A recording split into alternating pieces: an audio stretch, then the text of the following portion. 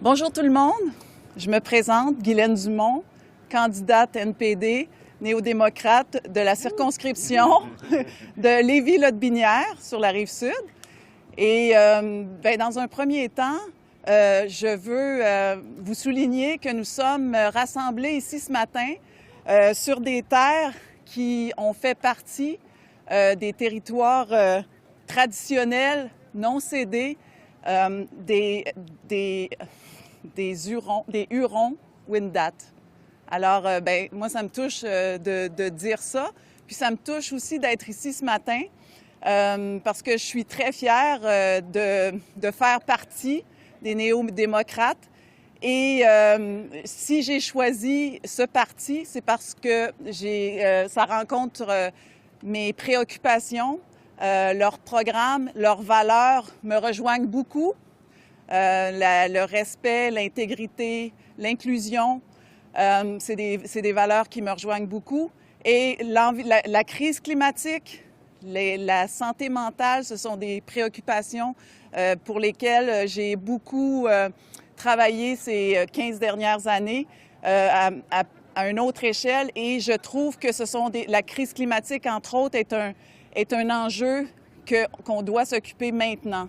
Pour les jeunes, je suis mère de famille, je côtoie les jeunes depuis une quinzaine d'années et je l'entends beaucoup. Donc, on doit s'occuper de cet enjeu qui, pour moi, est essentiel.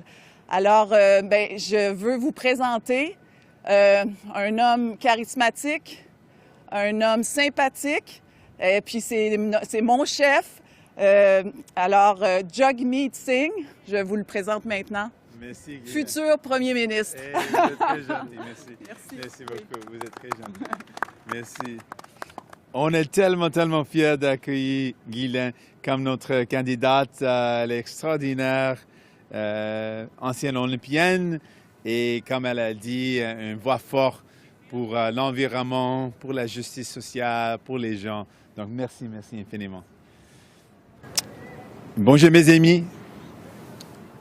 J'aimerais souligner comment les Québécois et Québécoises, vous avez osé à plusieurs reprises. Vous avez osé collectivement et vous avez osé individuellement. Vous avez osé pour protéger votre identité, votre culture et votre langue. Vous avez osé pour mettre en œuvre des programmes sociaux innovateurs et inspirants. Malheureusement, depuis le temps que Justin Trudeau est devenu Premier ministre, il vous a laissé de côté. Les crises se sont empirées. La crise du logement, la crise climatique et le coût de la vie. Avec l'NPD, on va régler la crise du logement, on va faire face à la crise du climat et on va rendre votre vie plus abordable. Aujourd'hui, on lance notre plateforme pour le Québec. Dans ma vie, j'ai osé aussi. J'ai dû surmonter des épreuves, j'ai dû me battre pour être entendu. J'ai dû surmonter des difficultés financières et la dépendance d'un parent et la douleur et le dommage que ça a créé dans la famille. Mais quand vous avez osé, on peut oser ensemble. On peut oser ensemble pour bâtir une meilleure société. Et ce qu'on propose de faire, on a plusieurs enjeux. On doit faire face à la crise climatique, mais dans notre plateforme, notre offre pour le Québec, je vais résumer deux choses spécifiques. On sait que la santé, c'est essentiel et notre engagement, c'est d'augmenter les transferts en santé. On doit s'assurer qu'on aide les gens. Pour moi, mes valeurs sont claires. Si quelqu'un souffre, je ne peux pas rester les bras croisés. Si les Québécois souffrent, je ne peux pas rester les bras croisés, je dois agir, je dois les aider, je dois trouver les façons de travailler ensemble pour améliorer les choses. Et c'est exactement ce qu'on va faire. On va augmenter les transferts en santé et on va toujours reconnaître la nation du Québec, l'identité unique du Québec. Ça va être toujours au cœur de notre plateforme, de nos valeurs, comme parti, comme mouvement. Et je suis tellement fier que vous pouvez compter sur nous, comme vous avez vu dans la pandémie. On était là pour vous dans la relance. On sera là pour vous encore pour aider les gens, pour aider les familles, pour aider les jeunes pour avoir un avenir brillant. Vous pouvez compter sur nous. Merci infiniment et maintenant je veux passer la parole à mon chef adjoint, mon ami, le candidat dans Rosemont la Petite Patrie, Alexandre Blouris.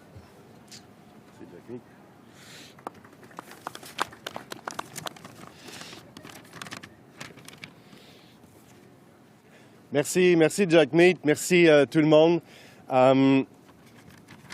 Merci Guylaine, merci Tommy, Camille, candidat extraordinaire ici dans la région de Québec.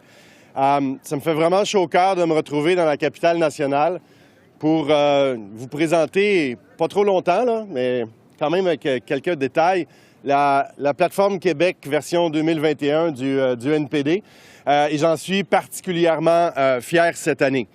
On l'a toujours dit, les Québécois en majorité sont des progressistes. Donc les valeurs des Québécois sont les valeurs du NPD, puis les valeurs du NPD sont les valeurs des Québécois et des Québécoises.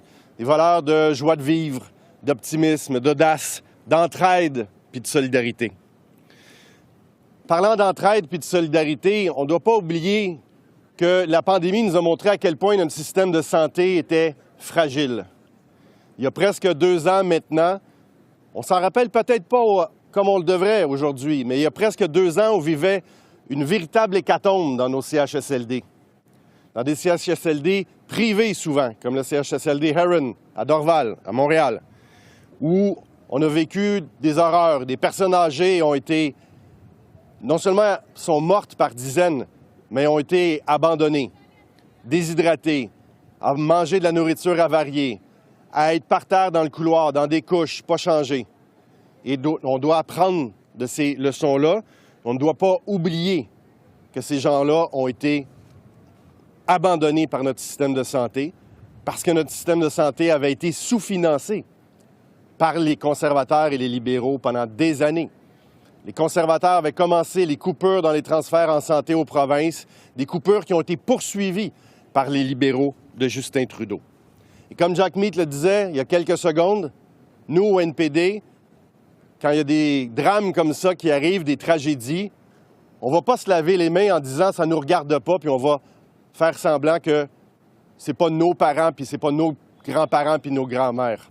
On va dire « qu'est-ce qu'on peut faire pour aider ». C'est ça la proposition du NPD. Qu'est-ce qu'on peut faire pour aider? Assoyons-nous ensemble et trouvons des solutions. Donc oui, comme Jacques-Mate l'a dit, on veut répondre à la demande du gouvernement du Québec pour augmenter les transferts en santé. Mais aussi, on veut enlever la notion de profit dans les soins pour nos aînés et les personnes âgées. Ça n'a aucun sens que des actionnaires fassent de l'argent sur la santé puis la dignité des Québécois et des Québécoises qui ont bâti notre société. Et on veut garantir des qualités de soins à ces aînés-là parce qu'ils le méritent. C'est une question de respect et c'est une question de vieillir dans la dignité. En ce qui concerne la santé, notre proposition au NPD, c'est aussi avoir un système de santé de la tête aux pieds. Parce qu'en ce moment, on a un système assez absurde qui ressemble à une courte pointe. Hein? Mon bras est assuré, mais pas mes yeux. Mon cœur est assuré, mais pas mes dents. Puis ma santé mentale, on n'en parle pas parce qu'il n'y a pas d'investissement. Alors nous, au NPD, on veut changer cette approche-là. L'être humain, c'est un être global, total, puis on va avoir des soins pour l'ensemble de notre corps, pas juste par petits bouts puis par morceaux. Et on va le faire en collaboration avec les provinces puis le gouvernement du Québec. C'est ça l'approche du NPD, une approche asymétrique, respectueuse, coopérative, où le Québec a toujours le droit de retrait avec compensation. C'est l'esprit de la déclaration de Sherbrooke et c'est toujours là. On préfère trouver des solutions ensemble, mais cette possibilité-là existe toujours. Le Québec ne serait pas ce qu'il est sans, évidemment, notre secteur culturel.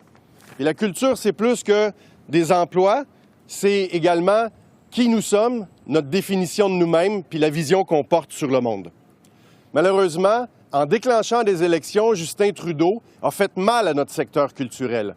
Il y avait un projet de loi imparfait, mais important, qui s'appelait C10, qui venait faire en sorte que les géants du Web allaient contribuer à la production de contenu original québécois puis canadien, que ce soit en télévision, en cinéma ou en soutien à nos artistes dans le secteur de la chanson. Mais en déclenchant des élections, Justin Trudeau et Stephen Guilbeault ont tourné le dos au secteur culturel, puis aux artistes, puis aux artisans québécois. Nous, au NPD, on s'engage à revoir la loi sur la radiodiffusion, revoir la loi sur les droits d'auteur, travailler avec le gouvernement du Québec dans une perspective de souveraineté culturelle pour les artistes et les artisans québécois. Et on s'engage également à toujours consulter le gouvernement du Québec pour des ententes dans le secteur de la culture, pour qu'il n'y ait plus jamais des ententes avec Netflix comme les libéraux ont si déplorablement négocié il y a quelques années. Le français, évidemment, c'est un incontournable. Il faut défendre et protéger le français. On est une minorité en Amérique du Nord, c'est incontournable. Et on reconnaît au NPD la nécessité de la promotion de la langue française puis sa protection. Le Parlement a adopté à l'unanimité une motion pour reconnaître le déclin du français puis la nécessité d'en faire plus pour le protéger au Québec puis au Canada.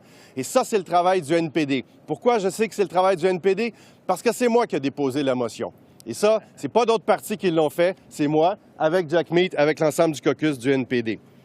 On veut appliquer la Charte de la langue française dans les entreprises de juridiction fédérale. On veut que les juges nommés à la Cour suprême soient bilingues et on veut transférer davantage d'argent au gouvernement du Québec pour favoriser la francisation des nouveaux arrivants. C'est tellement important pour le futur de notre société. On a beaucoup d'autres propositions en fiscalité, en logement. Je ne ferai pas toute la liste, mais Guylaine a parlé de quelque chose, puis c'est le dernier point que je vais aborder là, pendant ce point de presse-là. Notre plus grand défi, le défi de notre génération, c'est l'urgence climatique, c'est la crise climatique.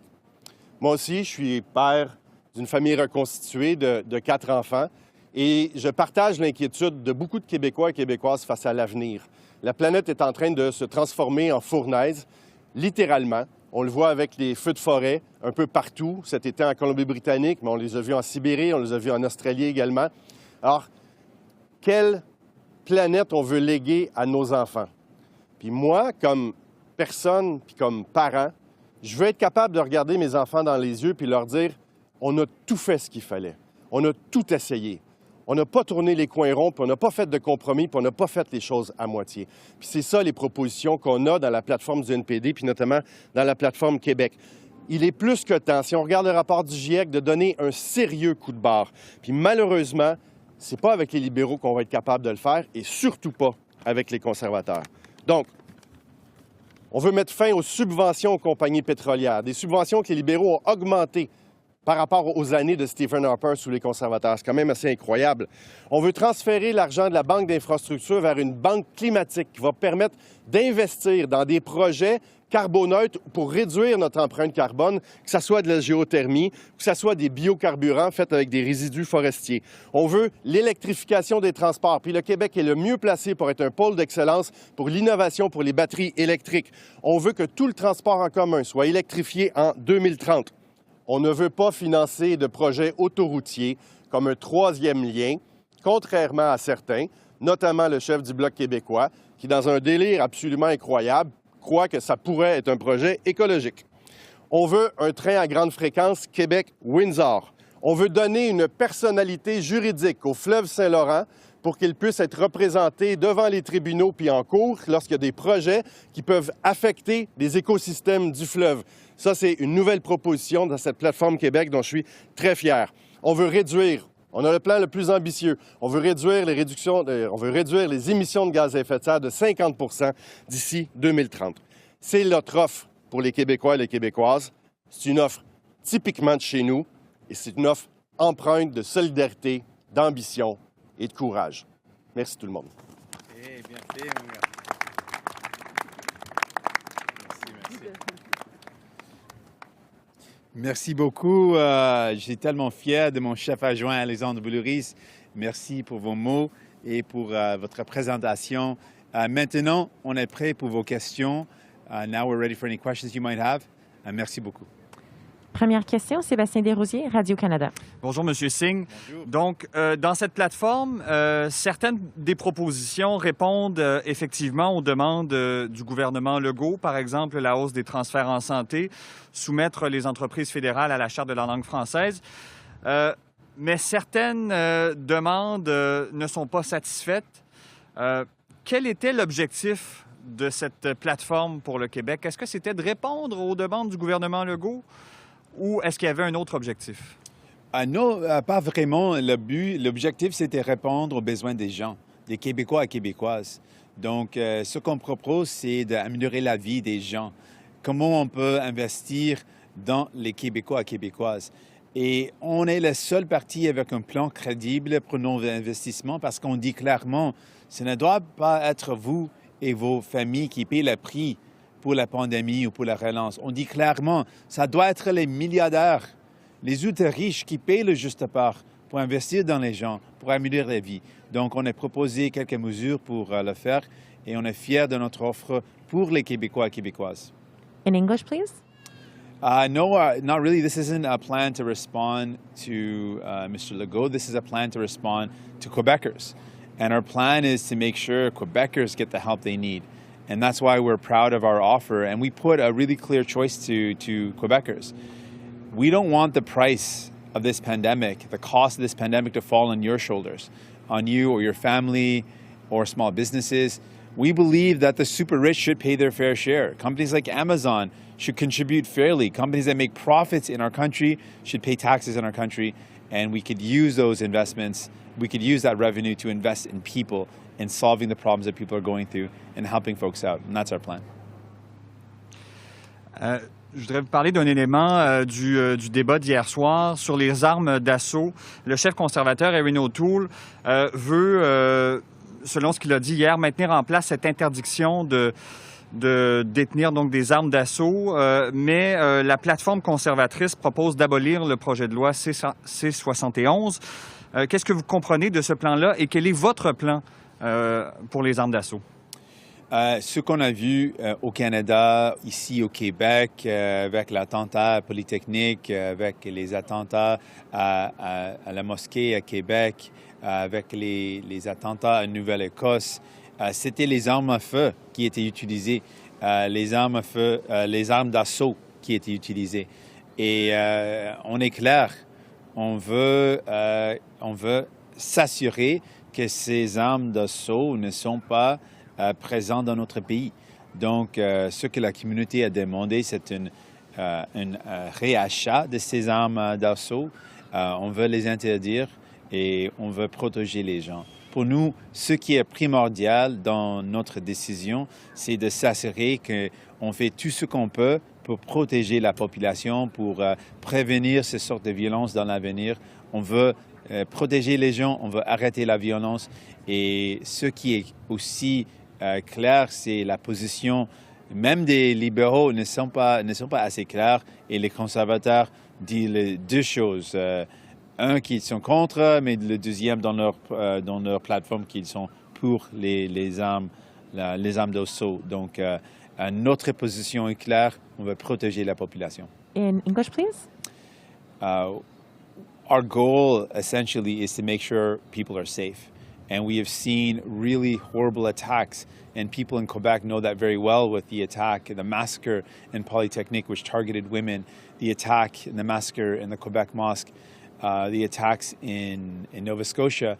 There were assault weapons used, and our goal is to keep people safe, and that means to remove those sorts of weapons from Canada entirely, which includes a buyback program so that they're not in our country anymore. The Liberals and the Conservatives aren't clear on this. They haven't been clear, and our position is very clear. We've got to do whatever it takes to make sure we keep people safe, and there are certain weapons that should not be in circulation in Canada. Next question, Nick Boisvert from CBC News. Hi, Mr. Singh. We've just had a few minutes here with the platform. Excuse me. The broad strokes of it seem similar to your 2019 pitch to Quebecers.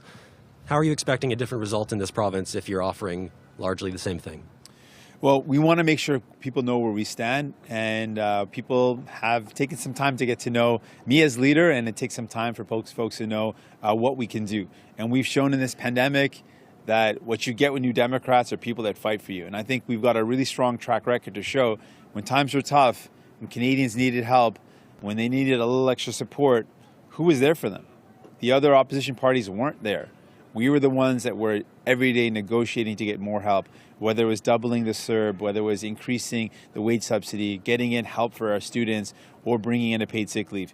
We delivered real help to Canadians, real help to Quebecers, and we can show that that's what we've been able to achieve.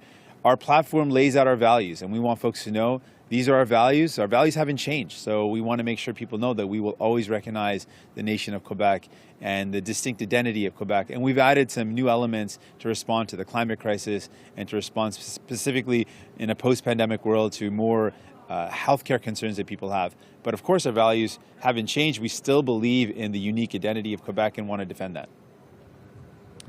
And on the debate last night, you had an exchange with Mr. Blanchet around the existence, perhaps, of systemic racism. Do you feel that systemic racism is holding you back in this province?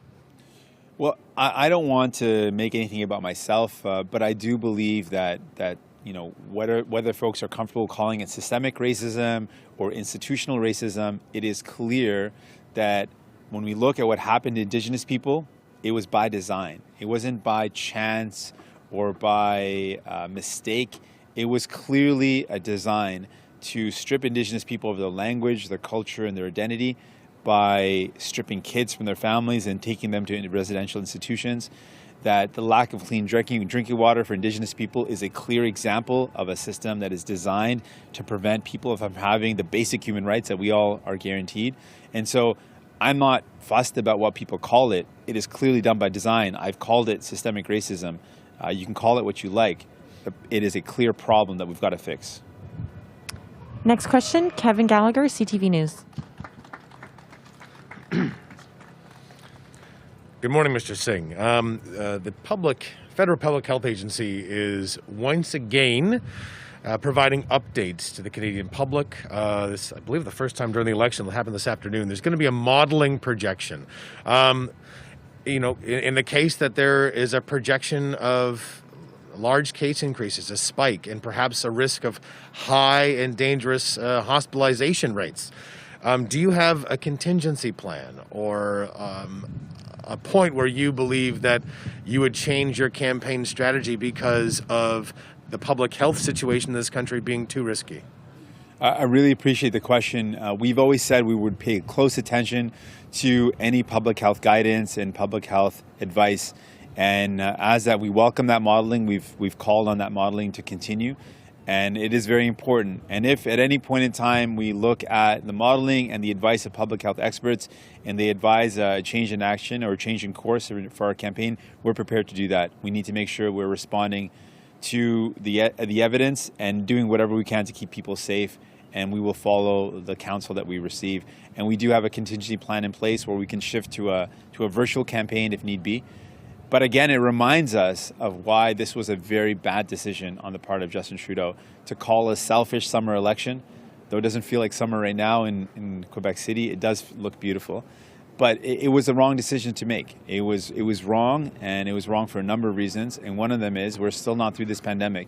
And we've got to focus on making sure people get the help they need, they get the supports they need. People are frustrated. People are upset.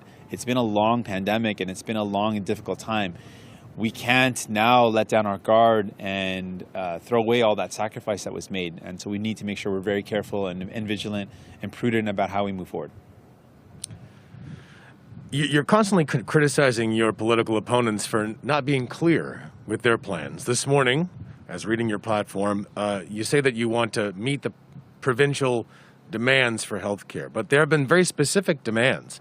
And I'm not really sure if you've answered whether you would meet those specific demands, right? The premiers all got together. They want $28 billion, increase of the total federal contribution to healthcare from 22% to 35%, $4 billion increases per year with a 6% escalator. So as well, we've heard from Premier Legault that he wants all that money with no strings attached from the federal government, very concerned about an NDP or a Liberal government being too centralized in their federalism.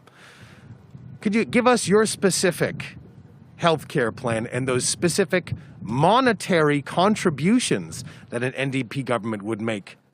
Certainly. First off, we know that healthcare is top of mind for people in this pandemic. People are worried about their health. They're worried about our healthcare system and the gaps that have been exposed by the pandemic. And so our first commitment is to reverse the cuts brought in by Harper that have been maintained by Justin Trudeau. And so that would be our first and immediate step. These are cuts that meant that people got less care. It meant that there were less funding for our hospitals. Those specific cuts that were brought in by Harper, that were maintained by Justin Trudeau, would be the cuts that we would immediately reverse and reinstate funding. And then when we work to expand our healthcare system. We believe that we need to expand it to include medication coverage for all, dental care coverage, mental health services. We want to expand our healthcare, and we are committed to achieving that. We laid out our costing for each of those commitments. For pharmacare, we've laid out it would cost a $10 billion additional cost, but it would save provinces and people $4.2 billion in savings. It would save families on average $500 per family per year, but for many people, it would be thousands of dollars of savings. So we've laid out each of those commitments, and those are important commitments. We know that we've got to invest in our healthcare. We want to keep it public, and the Canada Health Act lays out the principles that we all agree on, that our healthcare should be universal, it should be public, it should be something that people can take from province to province, and we believe in those values.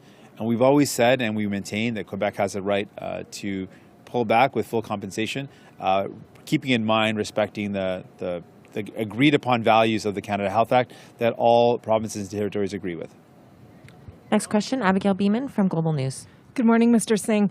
Kevin was asking you to be specific, and you were not. So I'm just going to run through what I've read in your platform. In the platform itself, it talks about, quote, to respond to the call of the Premier. In the news release, it says increasing funding to, quote, meet the government's demand. So I'm going to try you again here. Will you meet that $28 billion demand for everybody? Will you just meet the Quebec portion of it? Where is the promise, and how does that line up? And how come it's different in your news release and your platform? So I've said it again, I'll be really clear. The first step we would take, there was a cut brought in by Harper, a cut to healthcare transfers that resulted in billions of dollars of lost funds for provinces.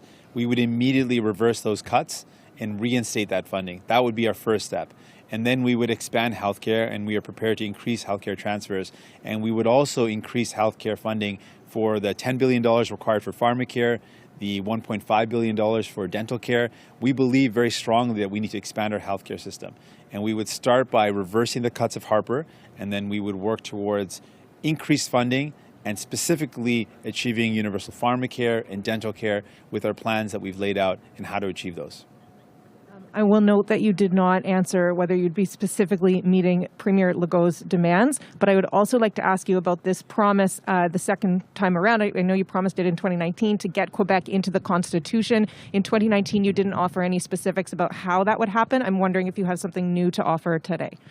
It's a value statement that's really important, and no one else is really willing to talk about it. Quebec is not a signatory of the Constitution. That's a problem, and we want to fix it.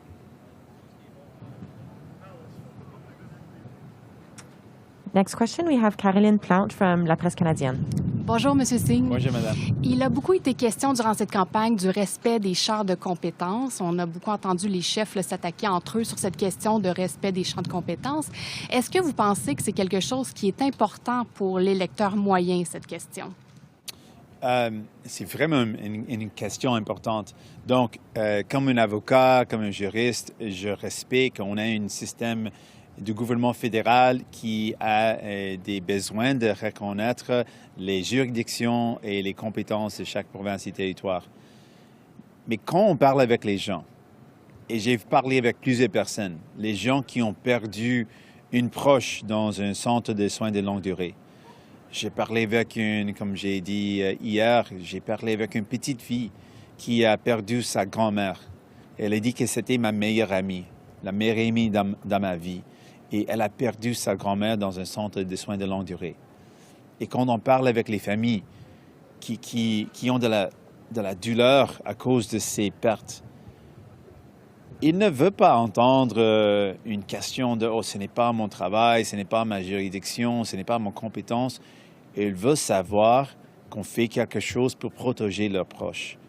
Et pour moi, c'est la définition d'un chef. Ce n'est pas quelqu'un qui cherche des excuses. C'est quelqu'un qui cherche des solutions. Et pour moi, c'est exactement ce que je veux faire. Je reconnais qu'on est dans un pays fédéral, donc on doit reconnaître les compétences et les juridictions. C'est normal. Ce qui n'est pas normal, c'est de dire on reste les bras croisés quand les gens souffrent. je ne peux pas le faire. Quelle est la question de l'urne, ballot question, d'après vous? Dans cette élection, c'est un choix entre Justin Trudeau et qui a laissé les ultra-riches d'exploiter le système, les ultra-riches qui ne payent pas le juste part, ou vous pouvez choisir l'NPD qui vont s'assurer que les ultra-riches payent le juste part pour investir dans les gens. Et c'est une question clé parce que sinon, le gouvernement libéral et conservateur ont montré dans le passé qu'ils vont couper l'aide aux gens ou mettre la pression sur les épaules des travailleurs. On a la seule option crédible, la troisième option, qui dit non, on ne veut pas mettre la pression sur vos épaules, on ne coupe pas les aides aux gens, on met la pression sur les ultra-riches qui ont les moyens de payer le juste part. Next question, Morgan Lowry from the Canadian Press. Good morning. Good morning. So you're throwing around some pretty big numbers for healthcare, but we know it takes more than that to fix the problems with the system. Can you give some concrete examples of how you could change healthcare delivery to help address things like wait times and... Certainly. So some of the problems that we see is that our healthcare system doesn't respond to people's needs generally. So when we look at healthcare across Canada, a lot of people can't afford the medication they need. They don't take the medication and they end up in emergency rooms with serious illnesses that could have been prevented because they can't afford to take medication because it costs too much. Our plan to bring in universal pharmacare will help ease the burden by making sure people have the ability to take the medication they need. Universal pharmacare also would reduce some of the costs in Quebec. Quebec has been a leader in bringing in a system of medication coverage.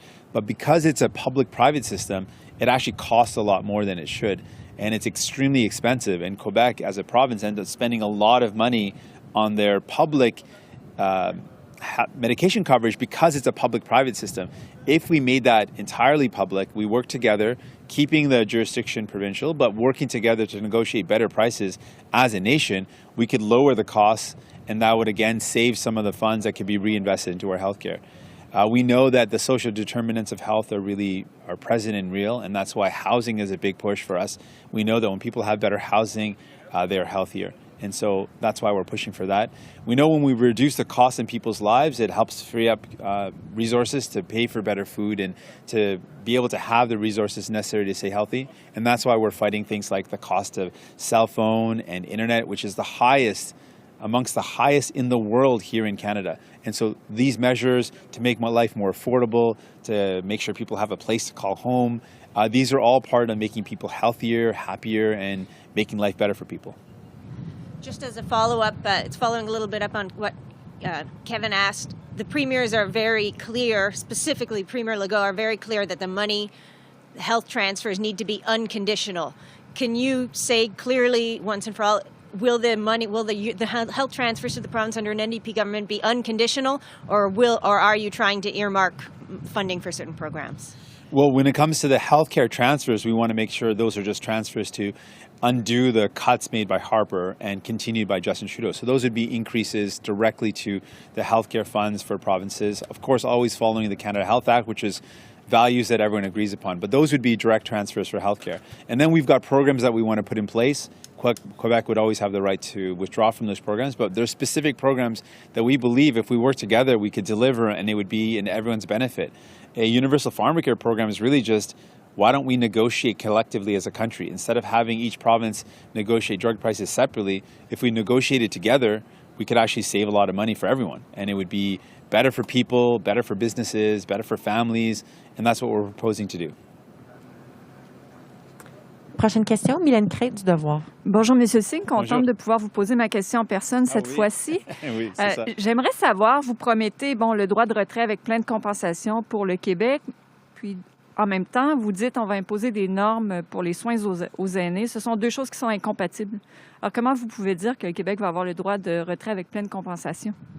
Donc, avec les normes pour les soins de longue durée, c'est effectivement une opportunité de dire c'est quoi les meilleures pratiques. Et les médecins et les travailleurs de première ligne au Québec ont demandé la même chose. On doit avoir un rassemblement de qu'est-ce qui a fonctionné et qu'est-ce qui n'a pas fonctionné. c'est un outil.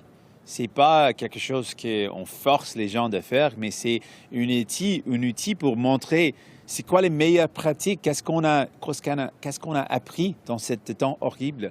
On a vu quelque chose qui ne fonctionne pas du tout, mais on a vu des pratiques qui sont meilleures. Pourquoi pas mélanger et rassembler toutes ces pratiques pour avoir un outil? Ce sont les meilleures pratiques pour soigner nos aînés. C'est un outil qui va nous aider. Mais spécifiquement, ce que j'ai dit, on doit enlever les profits dans les soins de longue durée. Oui, je veux le faire. Dans l'époque, on avait des hôpitaux privés aussi, mais on a travaillé ensemble pour éliminer la livraison de services privés. Dans les soins de longue durée, c'est clair. Dans les centres à but lucratif, les conditions étaient les pires. On a vu des horreurs. Le traitement de nos aînés, que les gens qui travaillent dans nos forces canadiennes ont vu, ils étaient traumatisés. Et ce sont les gens qui ont vu des guerres. Et ils étaient traumatisés par ce qu'ils ont vu dans nos centres de soins de longue durée à but lucratif principalement. Donc, oui, on veut enlever ça parce que sinon, si on investit l'argent public, ça va dans les poches des riches investisseurs au lieu dans les soins pour nos aînés. Donc, je veux arrêter ça. Vous dites outils. Est-ce que ça veut dire que vos normes ne seraient pas contraignantes? Et j'aimerais savoir également pourquoi vous avez demandé à M. Boulris de présenter vos propositions pour le Québec. Est-ce que c'est parce que vous sentez que vous allez avoir de la difficulté à convaincre les Québécois? Donc, encore, comme j'ai dit, pour notre approche pour aider les gens, c'est comment est-ce qu'on peut aider. On ne cherche pas des excuses, on cherche des solutions. On veut montrer qu'il y a une façon pour aider nos aînés, nos proches dans les centres de soins de longue durée. Donc, on veut offrir des solutions. On veut travailler ensemble. Et un élément spécifique de notre plan, c'est d'enlever les profits. Ça, c'est quelque chose qu'on veut réaliser. Et on est prêt de travailler avec les provinces et territoires pour le réaliser parce que, comme j'ai dit, sinon, à ce moment, quand on investit d'argent dans un centre de soins de longue durée, si c'est un centre à but lucratif, ça veut dire quelques parties de notre argent vont dans les poches des riches investisseurs. Les gens n'aiment pas ça. Ce n'est pas quelque chose d'acceptable, ce n'est pas normal. Donc, on veut arrêter ça. Et avec notre norme, ce qu'on va faire, c'est vraiment comment on peut aider pour s'assurer que dans l'avenir, on prévenir ce qui s'est passé dans les soins de longue durée. Le fait que nos aînés étaient frappés le plus fort, c'était nos aînés qui ont été morts à cause de la COVID-19. C'est quelque chose qu'on veut prévenir. Comment on peut le faire? C'est ce qu'on cherche de faire. Trouver des solutions, trouver des façons pour aider les gens. Prochaine question, Marc-André Boulian de TVA. Bonjour, M. Singh. Un des enjeux principaux ici à Québec, le troisième lien, on le sait, vous êtes contre le projet, mais c'est quand même un projet qui récolte environ 70 % d'appui. Qu'est-ce que vous proposez comme alternative pour ces gens-là qui ont de la difficulté à passer d'une rive à l'autre? Donc, on veut dire clairement pour nous, les investissements qu'on veut faire sont pour faire face à la crise climatique. Donc, c'est une lutte primordiale. Et personnellement, j'étais toujours frappé par cette lutte, comment c'est important. Mais quelque chose a changé un peu quand j'ai appris, moi et ma conjointe, qu'on va devenir des parents. Je pense de mon enfant et de quelle sorte d'avenir on peut donner à notre enfant. Et pour moi, c'est complètement inacceptable si on ne fait pas tout ce qu'on peut pour faire face à cette crise climatique. Donc, on doit utiliser toutes nos ressources pour des projets qui nous aident dans la lutte. Et on a dit clairement que plusieurs environnementalistes ont dit que ce projet ne nous aide pas dans la lutte contre la crise climatique. Donc, ça, c'est pourquoi on ne pense pas qu'on doit investir dans un projet qui ne n'aide pas dans la lutte contre la crise climatique, mais on est prêt de trouver des autres alternatives. Et s'il y a des alternatives qui nous aident à le transport en commun, un meilleur investissement pour l'électrification de transport, si les autres projets, des infrastructures, on est toujours prêt pour travailler ensemble, pour investir, pour aider. Un autre dossier également, le pont de Québec. M. Trudeau, lors de la dernière campagne, avait dit qu'il allait régler là, finalement ce dossier du rachat du pont de Québec. On est en pleine campagne. 2 ans plus tard, ce dossier-là n'est pas réglé. Si vous êtes porté au pouvoir, est-ce que ça va être réglé rapidement, finalement? Oui, c'est quelque chose qui a pris trop longtemps pour régler.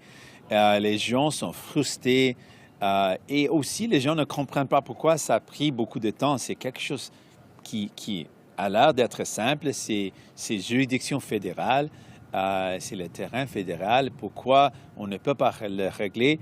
C'est notre engagement de le régler tout de suite. C'est quelque chose qu'on a compris. Oh, nous aussi, nous ne comprenons pas pourquoi ça a pris aussi de temps pour régler. Donc oui, on doit le régler tout de suite. Prochaine question, Gabriel Bélan de La Presse. Oui, bonjour tout le monde. Concernant le débat d'hier soir, il y a certains analystes qui vous ont trouvé un peu tiède, un peu fade. Vous n'étiez pas très batailleur, pensez-vous. Êtes-vous satisfait de votre débat? Pensez-vous que vous allez devoir changer la stratégie pour convaincre les Québécois puis vous démarquer? Moi, je n'aime pas quand il y a des gens qui parlent très haut et je ne pense pas que c'est efficace une forme de communication, de sauter dans un argument où on a deux gens qui crient et un autre gens qui crient aussi. Donc, je n'aime pas ça. Je préfère de partager mes idées quand il y a un moment. Il y a un moment pour partager une idée. Donc, j'ai montré dans ce débat mes valeurs et aussi notre plan pour les Québécois et Québécoises. Et je suis fier de ça. J'ai montré aussi le choix dans cette élection, le choix entre Justin Trudeau, qui a laissé les autres riches d'exploiter le système, qui laisse les compagnies comme Amazon de gagner des profits records sans payer aucune taxe au Canada, virtuellement aucune taxe au Canada, et un choix avec l'NPD, qui vont s'assurer que les autres riches payent le juste part pour investir dans les gens, pour améliorer la vie des gens. Donc, on a eu la chance de partager notre vision et je suis fier de ça. Quand il y avait eu la vague orange, il y avait eu beaucoup de sympathie pour l'ancien chef, Feu Jack Layton. Qu'est-ce qui vous différencie de lui? Pourquoi est-ce que vous ne sentez pas la même vague de sympathie, vous pensez? Mais il faut reconnaître que Jack Layton a pris plusieurs élections avant d'avoir une vague orange. Donc, ça a pris du temps. Je pense que les libéraux prennent pour acquis les votes des gens. Ils pensent que les gens vont voter pour eux. Mais pour moi et pour les néo-démocrates, on travaille fort pour gagner les confiances des gens. Et on va continuer de montrer qu'est-ce qu'on peut faire. Et on a déjà montré dans cette pandémie comment on a aidé les gens. Je pense qu'on a un fort bilan. On peut montrer, c'était nous qui a doublé la PCU et c'est 1,8 million de Québécois et Québécoises qui ont eu besoin de ce programme. On était là pour vous. On parle de le congé des maladies payées, un programme qu'on a forcé le gouvernement de livrer. La subvention salariale, on sait que le gouvernement libéral Justin Trudeau a commencé avec 10 %. C'était nous qui avons forcé le gouvernement de l'augmenter jusqu'à 75 % et en faisant ça, on a sauvé des millions d'emplois. Donc, on a montré comment on était là pour vous dans ces temps difficiles et on va continuer de faire la même chose dans la relance. Les autres partis vont mettre la pression sur vos épaules ou couper les donjons. C'est les deux actions qu'il a pris dans le passé. On est le seul parti avec une option différente. On dit, ce ne doit pas être vous qui payez le prix, ça doit être les autres riches, les milliardaires, et on est prêt de le faire. We will go to questions on Zoom. Next question, Mainako Raman-Wilms from the Globe and Mail. Hello, Mr. Singh. In 2019, your party only won one seat in Quebec. So what's the difference this time around? And what are some of the key ridings that you think your party can take in the province? Certainly the difference is we've got a track record. We can show Canadians what you get when you get a new Democrat. We can show them clearly with concrete victories that we've won that have made people's lives better. When people needed help, we were there for them, and we can show that. We can show that the Liberals wanted to do the minimum. At every step, they wanted a 10% wage subsidy. We fought to increase that to 75%. They didn't want to bring in CERB, then they brought it in at 1,000, and we said 1,000 is not good. They wanted to bring it in at 1,000. We said that's not good enough. It's got to be $2,000 at least. They wanted to cut it a number of times in the middle of different waves. And we said, no, you can't cut it. So we've shown people that we were there for them. And in the recovery, we've got a big question. Who's going to pay for this pandemic? We say it shouldn't be you or your families. It should be the wealthy companies that use offshore tax havens and hide their money. It should be the super rich. And we're really clear on that. It should not be people. It should be those at the very, very top who have been getting a free ride that should pay their fair share. And you were asked about this a bit earlier, but I want to ask you again. Do you feel that prejudice in general, in any form, may be affecting the inroads that you and your party can make in Quebec? I think that prejudice is affecting the lives of a lot of people. I know that women continue to feel the realities of misogyny and discrimination in their workplaces. I know that Indigenous people continue to face discrimination. I'm worried about that. I'm not worried about myself. I'm a leader of a national party. I'm worried about the people in this country that continue to face violence because of just the way they look, that continue to be the victims of police violence. I'm worried about people that are denied housing, denied opportunities for education, for employment because of who they are. That's who I'm fighting for. Merci. Ceci conclut notre conférence de presse. Merci. Thank you. Thank you so much. Merci beaucoup.